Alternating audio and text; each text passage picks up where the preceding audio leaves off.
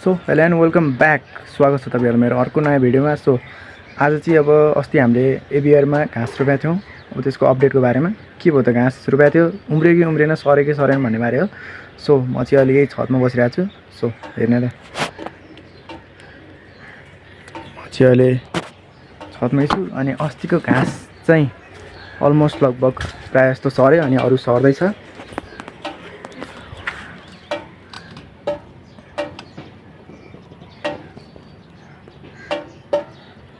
यस्तो छ अहिले।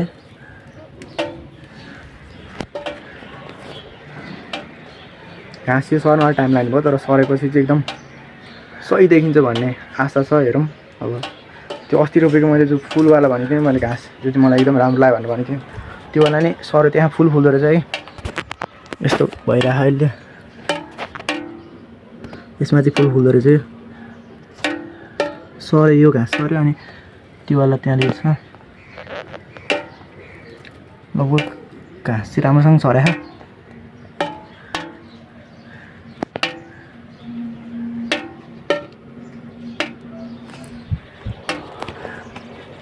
त्यो अब पहिला त यहाँनिर म एउटा आरुको बोट लगाउँछु। यहाँनिर एउटा आरुको बोट लगाउँछु क्या। अनि म अहिले केही स्टिकहरू ल्याएर राख्छु यिनीहरूको लागि अहिले उभिनको लागि। चरा चाहिँ अनि छाडे आउँछन् एक दुई दिनमै। सो पहिला आरुको बोट सार्यो तल हो, म त्यहाँ तलबाट ल्याएर सार्छु त्यहाँनिर। सो त्यो आरुको बोट चाहिँ यही हो है। सो यसलाई चाहिँ माथि लगेर ट्रान्सप्लान्ट गरौँ चाहिँ फेरि।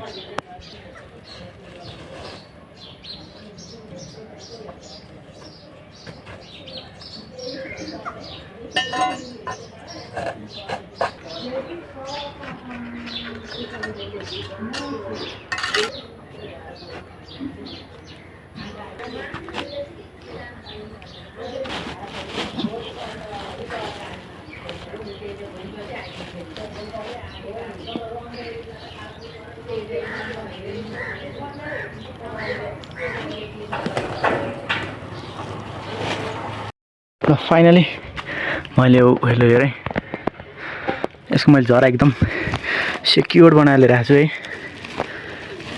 अनि एउटा हाफको बिरुवा पनि सँगै रहेछ। ल के तल बस्छ भने यसलाई पनि बोकेर ल यसलाई चाहिँ अब ट्रान्सप्लान्ट गरौँ चाहिँ पहिला।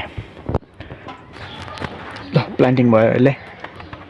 सही देखिरह। ल यहाँ अर्को फुल सरिसक्यो, फुल्न लागिसक्यो यो त। सो ल त्यही हो, यस्तोसँग चल्यो। सो मसँग चाहिँ केही फुलहरू के अरू स्ट्रबेरीहरू पनि छ। मसँग चाहिँ धेरै थियो अनि त्यो मैले अस्ति उखेलेर राखेको थिएँ। त्यो पनि सरे चाहिँ यहीँ, त्यही भएर म सार्दिउँ भनेर लागिरहेको छु।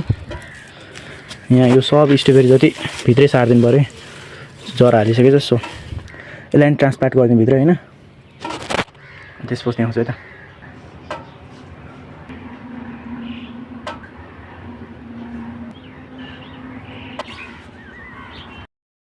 अब इन फ्युचर यो वान अफ द बेस्ट एभियरी भन्छ है, one of the best in the Nepal होला सायद। मैले नेपालमा अरू कसैको यस्तो बर्ड एभियरी मैले देखाएको छैन, मेरो ओपिनियन है। फेरि मैले देखाएको छैन।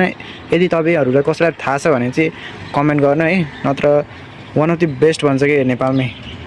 यस्तो बवाल बनाउँछु नि म यसलाई। अहिले त अब यो राम्रोसँग घाँसहरू उम्रियोस्, त्यसपछि चराहरू आउँछन् अनि यस्तो बवाल बनाउँछु नि म यसलाई। सो आजको लागि यति नै। Keep supporting. होस् त, बाई बाई।